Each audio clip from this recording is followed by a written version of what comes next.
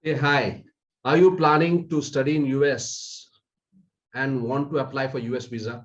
Or you have applied to US visa many times but have got refusal and you want a solution to your problem?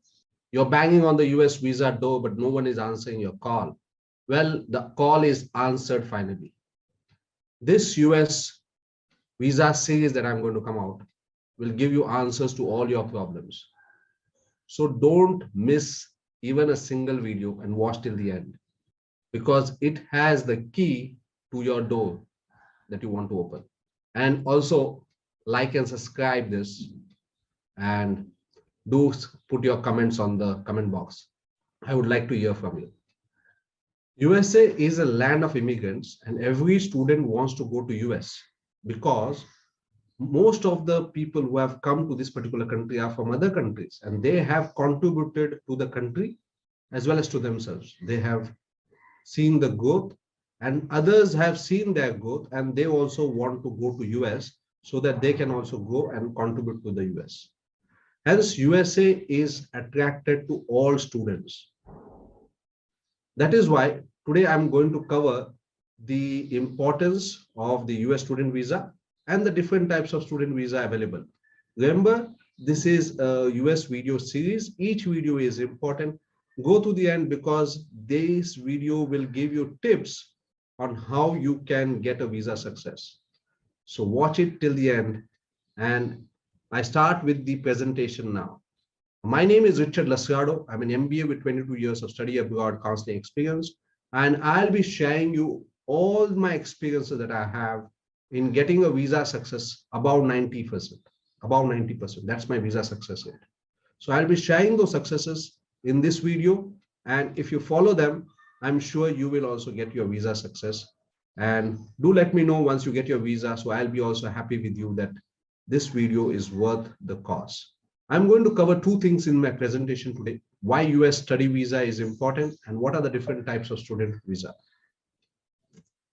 Now, as you know, that as I mentioned, that USA is a land of immigrant, and people from across the world, different countries have come to this country and contributed. So the importance of US study visa is very, very important because it is flexible. It allows students to come in. It allows students to work after the program. It allows students to settle, immigrate after, they can apply for the green card. So there is a process that is set up, and hence a lot of people who have come into this country are able to settle. And that's the importance of US student visa. It is one of those few countries which allow international students to come, work, and settle.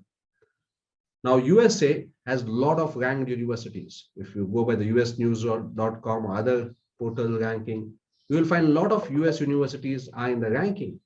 And these rankings are acceptable worldwide.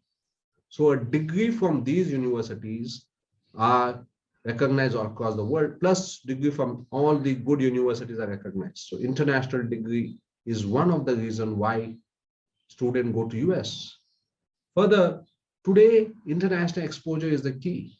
Once you have studied basically in your home country, you have got the experience, you go abroad and you get international exposure. International exposure is very important for work, because today, when you're going to work, you get people from different countries and you need to deal with these people. So once you are studying in US, you get a lot of international exposure because you have students from different countries who are part of your classroom. So you can interact with them, make friends with them, understand their culture. So international exposure is what people look for, students look for, and that's the reason why US student visa is important. International experiences. Students are allowed to get work experience during the program, after the program, and there are various experiences that you have come across your life, which you are going to basically inculcate, or you are going to adopt it, and which will help you to develop your personality. So these are the three main reasons, but there is very important reason why students go to US is because of the optional practical training. Students who go to US after they complete their program are allowed to stay back and find a job. They need to apply for an OPT. And once they get the OPT, they can, the employers can recruit them. They can work for the employer. The employer can see the work, how they are doing. They are able to develop the relationship. The employer can give the training to that person. And if they find that employee is basically contributing to the company, then the employer can sponsor the employee as well.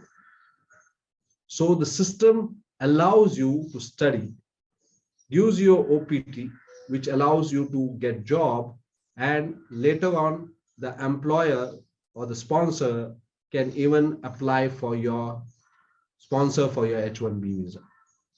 So once you are on a work visa, you, after 6 years of H-1B visa, you are allowed to apply for a green card. Now, green card is a process for residency, US residency. So once you are going as a student, you can get absorbed in the system. So hence the importance of US study visa, and hence there are so many students from across the globe that are applying for US for study visa.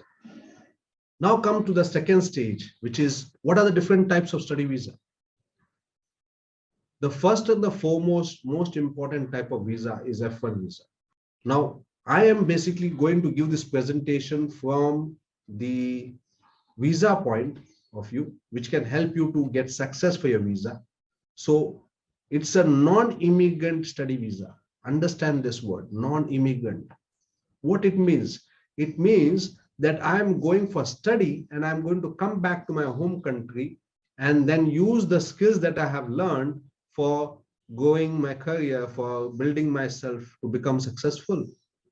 This is what it means. It's a non-immigrant study visa. I'm not going to settle in US. I'm going to come back to my home country. Now, if this is very clear, then you know how your approach has to be when you're going to apply for the visa. So understand that it is a non-immigrant study visa. So prepare yourself accordingly. This is one tip for success. According to your documents and your interview will be done. So non-immigrant is the key word in this particular point. Second is it covers the entire duration of the program. So once you apply for the program, let's say you are applying for a bachelor's, 4 years program, it will cover the entire duration of the program. The master's, it will cover the entire duration of 2 years program, or 1 year program. You normally get a 5 years of visa. You normally get a 5 years of visa to complete this particular program. But expected is that you complete within the time of 4 years for bachelor's or 2 years for master's, and then get into the industry faster. Because if you have good grades, if you are going to complete on time, then you are potential employee for the employer. If you are going to take a lot of time to complete your education, then the struggle could be a little longer for you. STEM program is one program which allows you to stay back for additional 24 months besides the normal 12 months. So you can stay back for 36 months on a student visa and find a job. And it gives sufficient time for the employer to basically sponsor. And also because the H-1B process of visa is normally through a lottery system. You have a 20,000 lottery, which is for the master students. And then you are also can be pulled into a 65,000 lottery, which is for bachelor's and master's combined. So since it's a lottery system, you may need more time, and this 3 years of time that you get from a STEM program could be sufficient time for you to get your work visa, student visa convert to work visa. There are also non-STEM programs which are of 12 months and where students go, and after the study they are allowed to work for 1 year or find a job, and then the sponsors allow them to basically sponsor them for work visa. And this work visa, they basically further once they get the work visa, they can then after 6 years convert them into, they can apply for a green card. Now what I normally basically told is that your student visa allows you to work. It gives you an option to work. So doing the program also, it allows you to work for 20 hours per week. that is called on-campus jobs.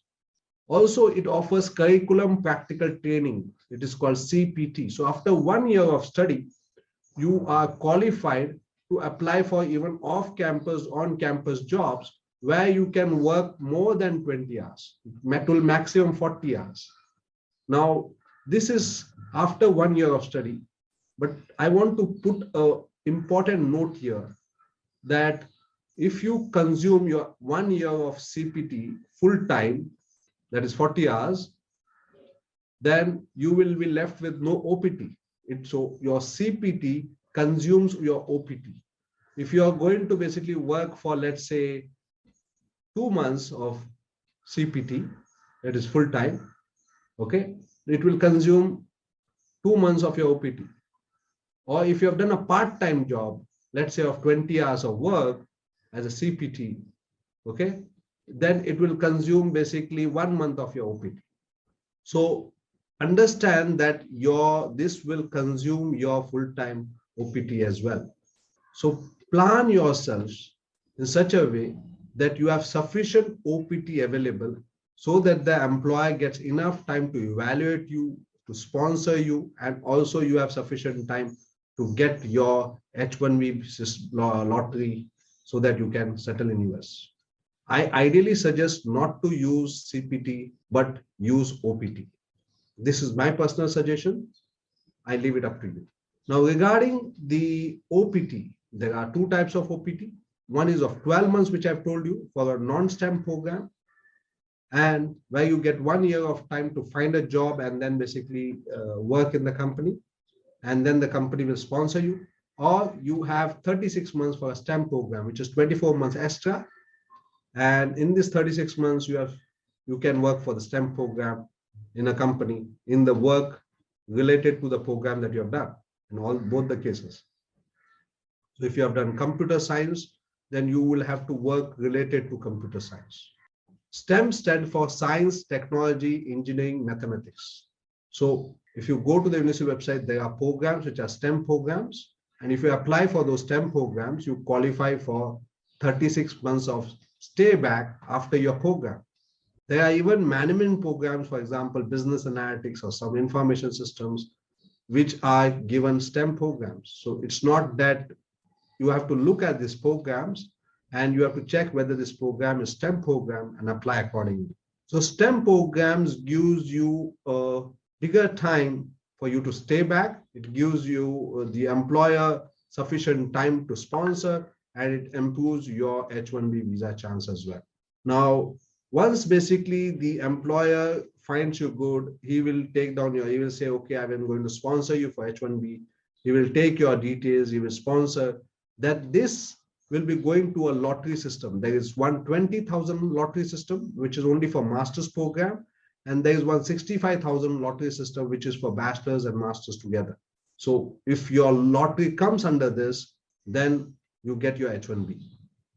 So, and the employer can have a lawyer and he will basically change that student visa to a work visa. So you don't have to go outside of the country to get this done. So this is the basic. The foundation has to be good. So this is the foundation of the US visa process. Once you have understood this, my next video will be talking about how to prepare for student visa.